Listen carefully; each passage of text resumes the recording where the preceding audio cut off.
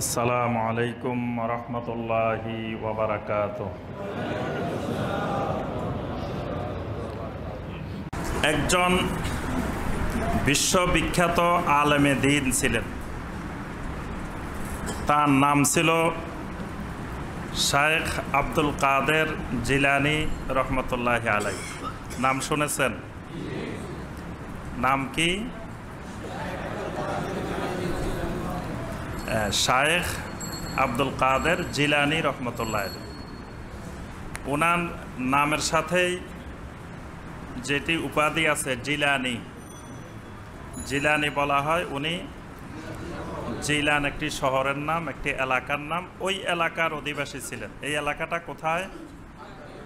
ইরাকে। ইরাকের একটি এলাকার নাম জিলান। তো বর্তমানে ওনার কবর কোথায়? বাগদাদেই, ইরাকেই ওনার কবর আছে। উনি বিশ্ববিখ্যাত একজন আলেমে দ্বীন ছিলেন। এই ব্যাপারে পৃথিবীর কারো কোনো দ্বিমত, একেবারে সারা বিশ্বব্যাপী, সমগ্র পৃথিবীব্যাপী সকল ওলামাই কেরাম আল্লাহর এই বান্দাকে সবাই সম্মান করেন। শায়েখ আব্দুল কাদের জিলানী রহমতুল্লাহি আলাইহি। তার জন্ম হল 471 হিজরি, তার মৃত্যু হল 561 হিজরি, অর্থাৎ 90 বছর তিনি হায়াত পেয়েছিলেন। 471 হিজরিতে তার জন্ম, 561 হিজরিতে মৃত্যু। তাহলে নবী সাল্লাল্লাহু আলাইহি সাল্লামের কত বছর পরে? ওনার এন্তেকাল 561 হিজরি। নবী সাল্লাল্লাহু আলাইহি সাল্লাম এন্তেকাল করেছেন কত হিজরিতে? 11 হিজরিতে। তো 561 থেকে 11 বাদ দেন, অঙ্কই ভুলে গেছে। 550 হিজরি, 550 বছর, অর্থাৎ নবী সাল্লাল্লাহু আলাইহি সাল্লামের 550 বছর পরে তিনি এন্তেকাল করেছেন। তিনি অনেকগুলো কিতাব রচনা করেছেন। ওই যুগের, ওই সময়কার তিনি পৃথিবীর শীর্ষ আলেমদের একজন ছিলেন। পৃথিবীব্যাপী শ্রেষ্ঠ আলেমদের একজন ছিলেন এই শায়েখ আব্দুল কাদের জিলানী রহমতুল্লাহ। তার এক এক হালাকায়, এক এক মজলিসে হাজার হাজার মানুষ উপস্থিত হইতেন। বাগদাদে তার এক একটা আলোচনা শোনার জন্য, দার্স শোনার জন্য বিশ্ব থেকে, সারা বিশ্বব্যাপী মুসলিমেরা বাগদাদে গিয়ে হাজির হইতেন শুধু শায়েখ আব্দুল কাদের জিলানী রহমতুল্লাহ আলাইহির লেকচার শোনার জন্য। সুবহানাল্লাহ, কত বড় আলেম ছিলেন। পৃথিবীতে যত শিরকের উৎপত্তি হয়, শিরিক উৎপত্তি হওয়ার অনেকগুলা কারণ আছে। তন্মধ্যে একটি গুরুত্বপূর্ণ কারণ হলো অতিভক্তি। অতিভক্তি শিরকের একটি অন্যতম কারণ। মানে অতিমাত্রায় আপনি সম্মান প্রদর্শন করতে গিয়ে, অতিমাত্রায় ভক্তি করতে গিয়ে শেষ পর্যন্ত এটার চূড়ান্ত পরিণতি হয়ে যায় শিরক। এই জন্য কাউকেই অতিমাত্রায় ভক্তি করা যাবে না। মানে ভক্তির সম্মানের মর্যাদার একটা সীমা আছে। সীমার বাহিরে অতিরিক্ত এই ভক্তি করতে গিয়ে, সম্মান করতে গিয়ে মানুষ শিরক করে ফেলে। তো এত বড় আলেমে দ্বীন আব্দুল কাদের জিলানী রহমতুল্লাহ আলাইহি, তাকে অতিভক্তি করতে গিয়ে অসংখ্য মানুষ শিরকের কবলেও পড়ে গিয়েছে। তার নামে অসংখ্য মিথ্যা কথা প্রচলিত আছে। একটি মিথ্যা কথা হলো তার নাম দেওয়া হয়েছে গাউসুল আজম। তার একটা উপাধি দেওয়া হয়েছে গাউসুল আজম। খালি গাউস না, গাউসুল আজম, মানে তার থেকে বড় গাউস পৃথিবীতে আর নাই। গাউস মানে কি? যে গাউস মানে সাহায্যকারী, পরিত্রাণকারী, যিনি সহযোগিতা করেন।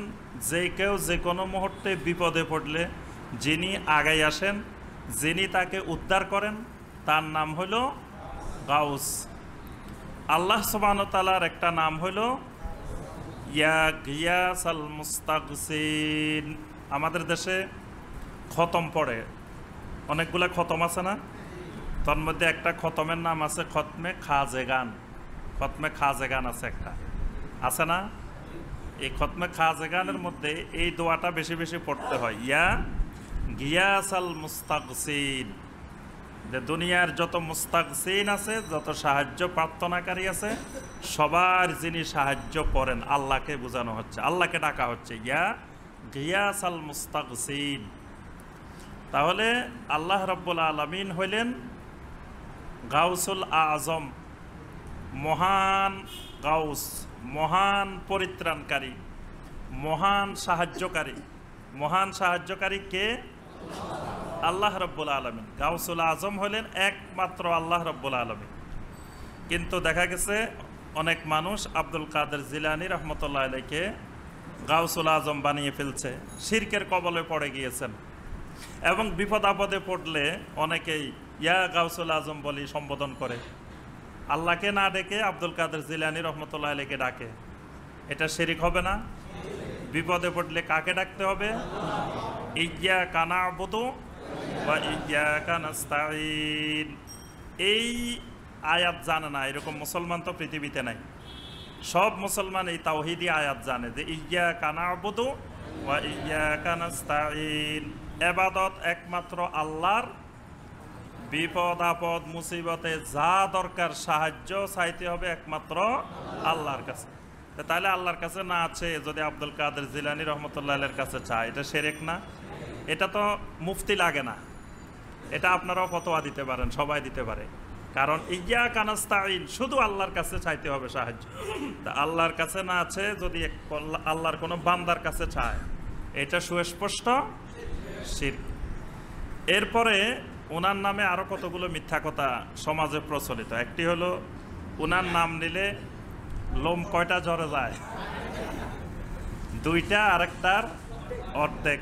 অর্থাৎ একবার নিবেন দুইটা, আরেকটার অর্ধেক, আরেকবার নিবেন ওই বাকি অর্ধেক, আর এর সাথে আর দুইটা। এইভাবে যতবার নিবেন ততবার আড়াইটা করে জড়তে থাকবে। যে নবী সাল্লাল্লাহু আলাইহি সাল্লামের নাম নিলে কয়টা ঝরে?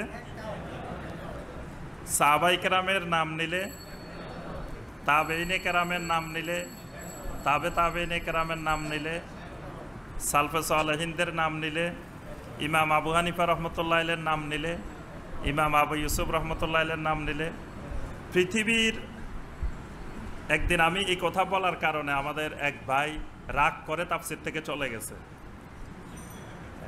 আর তাফসিরে শুনবে না।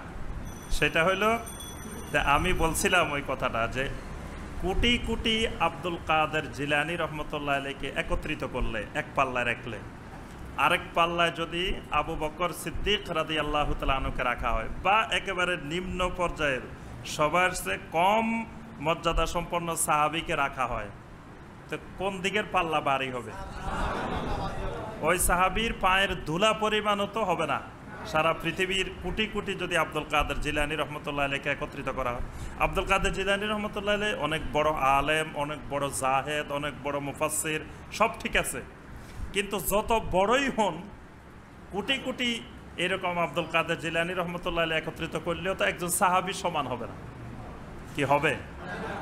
তাহলে আপনার সাহাবাই কেরামের নাম নিলে একটা লোম ঝরে না, অর্ধেকও ঝরে না, 4 ভাগের 1 ভাগও ঝরে না, তো উনার নাম নিলে জ্বরবে কেন? এটা যে মিথ্যা কথা, এটার জন্য কোনো দলিল প্রমাণ লাগে?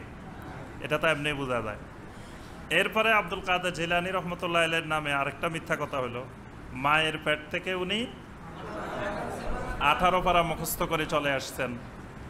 নবী সাল্লাল্লাহু আলাইহি সাল্লামের উপরে কোরআনে কারীম নাজিল হয়েছে, নবী সাল্লাল্লাহু আলাইহি সাল্লাম কয়টা সূরা মুখস্থ করে আসছেন? আচ্ছা, বুঝলাম যে নবী সাল্লাল্লাহু আলাইহি সাল্লামের আম্মা হয়তো কোরআন তেলাওয়াত করেন নাই, এই জন্য নবী সাল্লাল্লাহু আলাইহি সাল্লাম মুখস্থ করতে পারেন নাই। নবী সাল্লাল্লাহু আলাইহি সাল্লামের যুগে অনেক সাহাবী জন্মগ্রহণ করছেন। আব্দুল্লাহ ইবনে জুবাইর রাদিয়াল্লাহু তাআলা আনহু মদিনার প্রথম শিশু।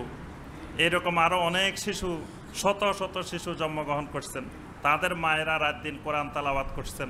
তখন পৃথিবীতে কোরআনের বৃষ্টি নাজিল হচ্ছিল, প্রতিদিন প্রতিনিয়ত আল্লাহর পক্ষ থেকে কোরআনে কারীম নাজিল হচ্ছিল। এই যে সময় বৃষ্টি নাজিল হচ্ছে, বর্ষাকাল, কোরআনের বর্ষাকাল, বৃষ্টি নাজিল হচ্ছে, কোরআন নাজিল হচ্ছে, শুধু সেই সময় একটা শিশু একটা আয়াত, একটা সূরা মুখস্থ করে আসলো না। 550 বছর পরে এই আব্দুল কাদের জিলানী রহমতুল্লাহ আলাইহি উনি একেবারে 18 পারা মুখস্থ করে চলে আসছে। আচ্ছা ঠিক আছে, ধরে নিলাম উনি উনার কোনো বইতে বলছেন কিনা যে আমি আমার মায়ের পেট থেকে 18 পারা মুখস্থ করছি, উনি বলে নাই, কিন্তু আমরা জানি যে উনি 18 পারা মুখস্থ করে ফেলছেন। আল্লাহ পাক কোরআনে কারিমে বলছেন যে তোমরা যখন তোমাদের মায়ের পেট থেকে বের হয়ে আসো লা ইয়ালামুনা শাইআ, তখন তোমরা কিছুই জানো না। এটা পৃথিবীর সকল শিশু যখন মায়ের পেট থেকে আসে তখন কিছুই জানে না। তো এইরকম আরো অনেকগুলো মিথ্যা কথা, যে নবী সাল্লাল্লাহু আলাইহি ওয়াসাল্লাম মেরাজের রাত্রে আব্দুল কাদের জিলানী রহমতুল্লাহ আলাইহির পায়ের উপরে, এই কাঁধের উপরে পা দিয়ে আরশে আজিমে উঠছেন। নাউজুবিল্লাহ, কত বড় ডাহা মিথ্যা কথা। এরকম অসংখ্য মিথ্যা কথা ওনার নামে। আর ওনাকে কবর দেওয়ার পরে উনি এয়ারে দড়ি ফেলছে মনকান্নকরীকে। এই গল্প শুনেন নাই? ওনারে দাফন করার পরে মনকান্নকরী যখন আসছে তখন মনকান্নকরীরে উনি বন্দি করে রাখছিল। একজনকে বেঁধে রাখছে, আরেকজনকে আল্লাহর কাছে পাঠাইছে। বলছে যে পরে ওয়াদা করছে তারা জীবনে আর কোনোদিন বাগদাদের কবরস্থানে তারা জীবনে আসবে না। মনকান্নকীর আব্দুল কাদের জিলানী রহমতুল্লাহ আলাইহির সাথে ওয়াদা করছে শেষ পর্যন্ত যে বাগদাদের কবরস্থানে তারা আর কিয়ামত পর্যন্ত কোনোদিন আসবে না। তাহলে এখন বাগদাদের কবরস্থানে কবর দিলে আর মনকান্নকীর আসার সম্ভাবনা।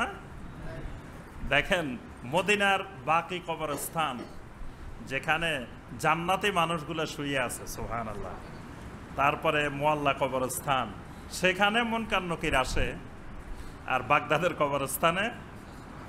তাহলে তো ওই যে বাগদাদের যত খারাপ মানুষ আছে তাদের কাছেও আর মনকান্নকীর আসার সম্ভাবনা নাই। আচ্ছা যাই হোক, আমরা মূল বক্তব্য যেটি বলতে চাচ্ছিলাম সেটি হলো আব্দুল কাদের জিলানী রহমতুল্লাহ আলাইহির নামে একটা তরিকাও আছে।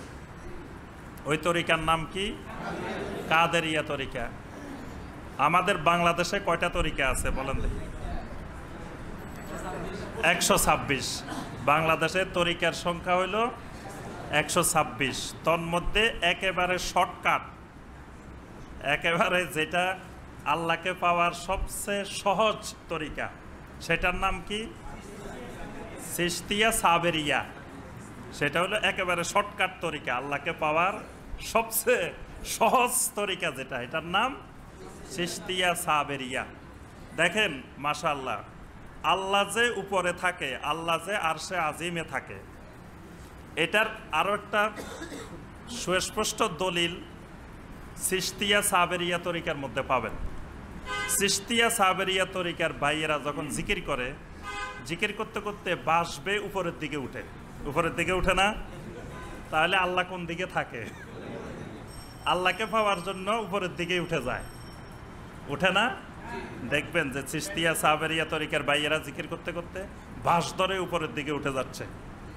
অর্থাৎ আল্লাহ উপরে আছেন, এজন্য আল্লাহর জিকির করতে করতে উপরের দিকে উনি চেষ্টা করতেছেন যে প্রথম আসমান পর্যন্ত উঠা যায় কিনা, কিন্তু ওই বাস তো প্রথম আসমান পর্যন্ত নাই।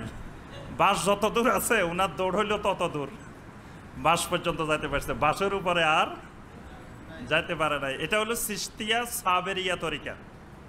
নবী সাল্লাল্লাহু আলাইহি সাল্লামের সময় চিশতিয়া সাবেরিয়া ছিল। সাহাবায়ে কেরাম কোন তরিকার মশকে করতেন, কোন তরিকার বায়াত হইতেন? জি,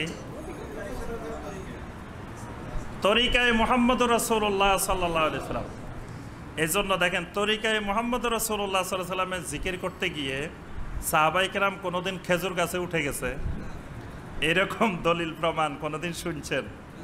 যে কয়েকজন সাহাবী জিকির করতেছিলেন, জিকির করতে করতে, মদিনাতে তো আর বাস ছিল না, খেজুর গাছ তো ছিল, জিকির করতে করতে খেজুর গাছের উপরে উঠে গেছে। এরকম নজির তরিকায়ে মুহাম্মদুর রাসূলুল্লাহ নাই। আছে কিসে? তরিকায়ে চিশতিয়া সাবেরিয়া আছে। কথা বুঝতে পারছেন? আচ্ছা, তো এই 126টা তরিকার মধ্যে এটা হলো সহজটা, কিন্তু 126-এর মধ্যে একটা গুরুত্বপূর্ণ তরিকার নাম হলো কাদেরিয়া তরিকা। আমাদের দেশের আলহামদুলিল্লাহ অনেক বড় বড় আলেমের নামের শেষে আছে কি? কাদেরি, আল কাদেরি। আল কাদেরি মানে উনি কাদেরিয়া তরিকার অনুসারী। আলহামদুলিল্লাহ, ভালো জিনিস যে আব্দুল কাদের জিলানী রহমতুল্লাহের মতো আলেমের যদি অনুসরণ করা হয়, ইত্তেবা করা হয়, এটা তো আলহামদুলিল্লাহ খুবই ভালো জিনিস। আব্দুল কাদের জিলানী রহমতুল্লাহের একটা বইয়ের নাম হলো গুনিয়াতুত তালেবিন। এটা বাংলা লেখা, আরবি হলে হয়তো ধরতে পারতেন না। এই যে গুনিয়াতুত তালেবিন, সত্যের সন্ধানে, প্রথম খণ্ড, লেখকের নাম সৈয়দ আব্দুল কাদের জিলানী রহমতুল্লাহ আলাইহি। এটি আব্দুল কাদের জিলানী রহমতুল্লাহ আলাইহি কোন ভাষায় লিখছেন? হ্যাঁ, আব্দুল কাদের জিলানী রহমতুল্লাহ আলাইহির ভাষা কি ছিল? আরবি, বাগদাদের ভাষা আরবি। আচ্ছা, আরবিতে বড় পীর, এটা কি আরবিতে আছে? জি, বড় বড় শব্দটা আরবি না বাংলা? আরবিতে কি বড় আছে? বড়টা তো বাংলা। পীর শব্দটা কি আরবি না ফার্সি? ফার্সি এবং পরে বাংলা। তাহলে বোঝা যায় বড় পীর এই শব্দটা কারা লাগাইছে? বাঙালি লাগাইছে। আরবেরা লাগাইলে তো আরবি শব্দ দিয়ে লাগাইতো।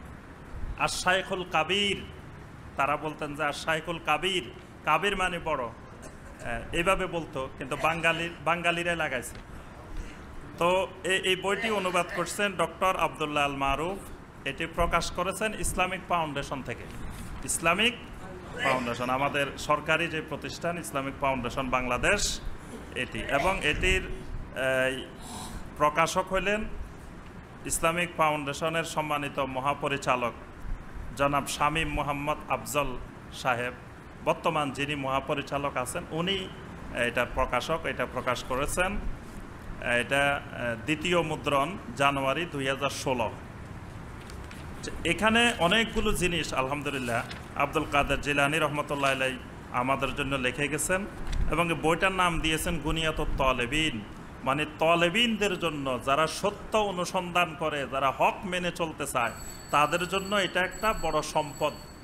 গুনিয়া মানে এটার মধ্যে অনেক ধনাঢ্য ভাণ্ডার আছে, তথ্য ভাণ্ডার আছে, দিন সম্পর্কে জানার গুরুত্বপূর্ণ বিষয় আছে। তিনি সলাতের পদ্ধতি লিখছেন, নামাজের পদ্ধতি, যে আমরা কিভাবে নামাজ পড়ব, রাসূলুল্লাহ সাল্লাল্লাহু আলাইহি ওয়াসাল্লামের সলাত কেমন ছিল, আব্দুল কাদের জিলানী রহমতুল্লাহ আলাইহি আমাদেরকে লিখে দিয়ে গেলেন, শিখাই দিয়ে গেছেন। তাহলে আব্দুল কাদের জিলানী রহমতুল্লাহ আলাইহি এত বড় আলেম, উনি বিশ্ববিখ্যাত আলেম, তাহলে উনার নামাজের যে পদ্ধতি, এটা সহি না ভুল? উনার নামাজের পদ্ধতিকে ভুল বলবেন?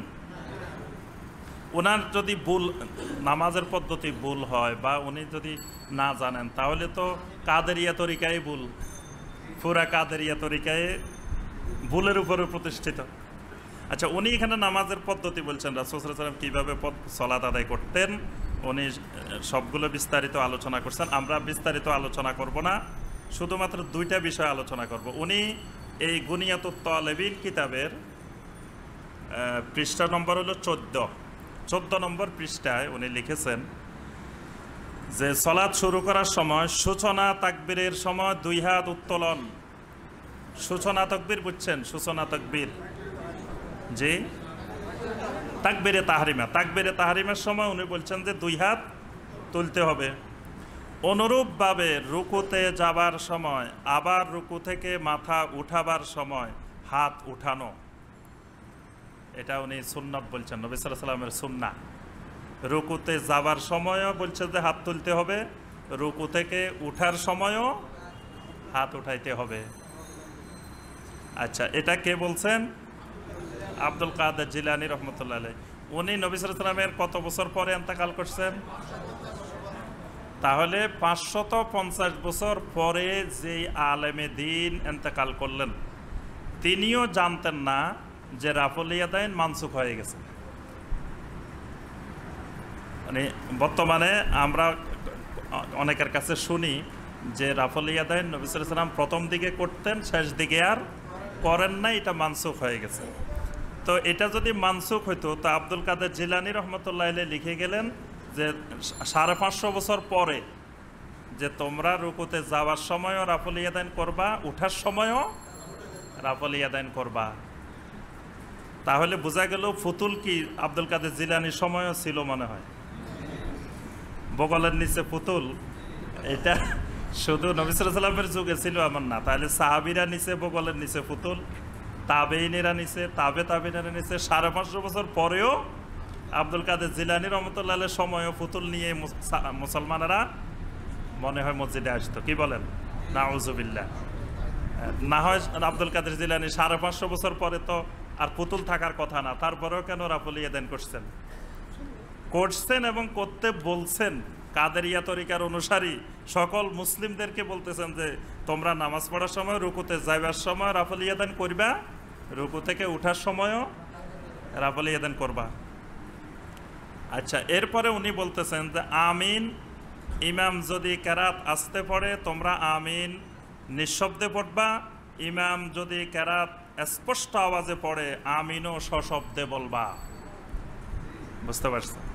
আব্দুল কাদের জিলানী রহমতুল্লাহ আলাইহি বলতেছেন যে ইমাম যদি কেরাত আসতে পড়ে তো তোমরা আমিনও আস্তে আস্তে বলিও, আর যদি ইমাম কেরাত জোরে পড়ে তোমরা আমিনটা সশব্দে বলিও। আচ্ছা, তাহলে আব্দুল কাদের জিলানী রহমতুল্লাহ আলাইহি দেখেন কত বড় ফিতনাবাজ, নাউজুবিল্লাহ। আজকের যুগে মসজিদে, আমাদের মসজিদগুলোতে কেউ আমিন সশব্দে বললে আমরা বলতেছি যে এই লোক ফিতনাবাজ, এই লোককে মসজিদ থেকে বের করে দাও। তাহলে ফিতনাবাজের গুরুকে? নাউজুবিল্লাহ। আব্দুল কাদের জিলানী রহমতুল্লাহ আলাইহি যদি আজকের যুগে থাকতেন, কাদেরিয়া তরিকার, আমরা কাদেরিয়া তরিকার লোকেরাই বলতাম যে আব্দুল কাদের জিলানী তো ফিতনাবাজ, কারণ আব্দুল কাদের জিলানী আমিন জোরে বলে, আমিন সশব্দে বলে। নাউজুবিল্লাহ। তাহলে দেখেন যে মানে হিংসা, বিদ্বেষ, প্রতিহিংসা এগুলো যে মানুষকে কোন পর্যায়ে নিয়ে যায়।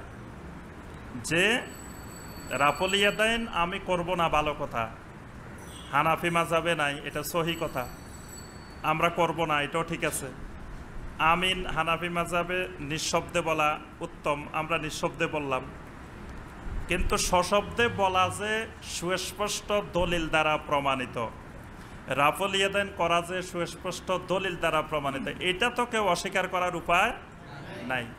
কিন্তু আমরা আমার মতকে প্রতিষ্ঠিত করার জন্য বিভিন্ন রকমের তালবাহানা, অযৌক্তিক ব্যাখ্যা দিয়ে মানুষদেরকে গালিগালাজ করে, মানে অশ্লীল ভাষায়, খারাপ ভাষায় আরেকজনকে এই সহি দলিলের বিরুদ্ধে কথা বলার অধিকার তো আমার নাই। এজন্য আমাদের বক্তব্য স্পষ্ট যে যারা রাফুল ইয়াদাইন করেন আলহামদুলিল্লাহ, তারা সঠিক কাজ করেন, তাদের এই মতের সপক্ষে অসংখ্য সহি হাদিসের দলিল বিদ্যমান। যারা করেন না তারাও ভুল করেন না, তারাও একটা মাযহাবের অনুসরণ করার কারণে তারা করেন না। যারা আমিন সশব্দে বলেন তাদের সশব্দে বলার সুস্পষ্ট দলিল বিদ্যমান, যারা নিঃশব্দে বলেন তাদেরও দলিল বিদ্যমান, যেটা মদিনার ওলামায়ে কেরাম অনুসরণ করেন, ওলামায়ে মদিনার যেটা অনুসরণ। মসজিদে নববীতে যারা হজে গেছেন তারা সরাসরি দেখছেন, যারা এখন ডিশে দেখেন সরাসরি দেখেন, সেখানে ইমাম সাহেবেরা রাফুল ইয়াদাইনও করেন, আমিনও সশব্দে বলেন। কিন্তু মুসল্লিদের মধ্যে দেখবেন যে অনেক মুসল্লি রাফুল ইয়াদাইন করে, অনেক মুসল্লি রাফুল ইয়াদাইন করে না। অনেক মুসল্লি আমিন সশব্দে বলে, অনেক মুসল্লি নিঃশব্দে বলে। কিন্তু মদিনার কোনো ইমাম, মক্কার কোনো ইমাম কখনো কি বলছেন যে এই জায়গায় যারা নামাজ পড়বেন, নামাজ পড়তে আসছেন, তারা আমি যেমনে বলি সবাই এইভাবে বলবেন, না বললে এখানে নামাজে পড়িয়েন না, বাইরে যান? এই কথা মক্কার মদিনার কোনো ইমাম বলছেন? যে যেভাবে ভালো মনে করতেছে, যে যেভাবে সহি মনে করতেছে সেইভাবে আদায় করার এখতিয়ার তার আছে। তাহলে এটাই হলো সব উত্তম তরিকা, এটাই হলো সহি তরিকা। এই জন্যই নবী সাল্লাল্লাহু আলাইহি ওয়াসাল্লাম বলছেন যে কিয়ামতের আগে দাজ্জাল পৃথিবীর সর্বত্র যাবে, এক জায়গায় যাবে না। সেটা কোন জায়গা? আল্লাহু আকবার। মদিনাকে আল্লাহ রাব্বুল আলামিন দাজ্জালের ফিতনা থেকে হেফাজত করবেন। মদিনার এলেম দাজ্জাল মুক্ত থাকবে, মদিনার ওলামায়ে কেরাম পৃথিবী সারা আলেম থাকবেন কিয়ামত পর্যন্ত। সহি এলেম মদিনাতে পাওয়া যাবে কিয়ামত পর্যন্ত। এজন্য মদিনার ওলামায়ে কেরাম যে পদ্ধতিটা অনুসরণ করেন, এই পদ্ধতি অনুসরণ করলে নামাজি কখনো দ্বন্দ্ব বিরোধ হবে না। নামাজি ঐক্যবদ্ধ থাকবে, নামাজিদের মধ্যে কখনো বিরোধ হবে না, যে যার মনে চাইলো রাব্বুল ইয়াদান করলো, যার মনে চাইলে করলো না, আমরা কাউকে বাধাও দিলাম না কাউকে। কারণ এই একতালাপগুলো তো আজকের যুগের না, এগুলো তো শত শত বছরের পুরানো একতালাপ। আব্দুল কাদের জিলানী রহমতুল্লাহের যুগেও এই একতালাপ ছিল। তাহলে এগুলো নিয়ে তো যুগে যুগে আমাদের সালফে সালেহিন মারামারি করেন নাই, কেউ কাউকে গালিগালাজ করেন নাই, কেউ কাউকে ফেতনাবাজ বলেন নাই। তাহলে আমরা কেন এখন এগুলা নিয়ে এত বেশি বাড়াবাড়ি করব? এই জন্য মানে আব্দুল কাদের জিলানী রহমতুল্লাহের কথাটা এই জন্য বললাম যে যদি আমরা গালিগালাজ করি এদেরকে, তা গালিটা তো আমাদের কাদেরিয়া তরিকার যিনি প্রধান তার উপরে গিয়ে পড়তেছে। আবার আমরা নিজেদেরকে কাদেরি দাবি করতেছি, কাদেরিয়া তরিকার অনুসারী বলতেছি। আল্লাহ সুবহানাহু ওয়া তাআলা আমাদের সবাইকে এই বিষয়টি উপলব্ধি করার তৌফিক দান করুন।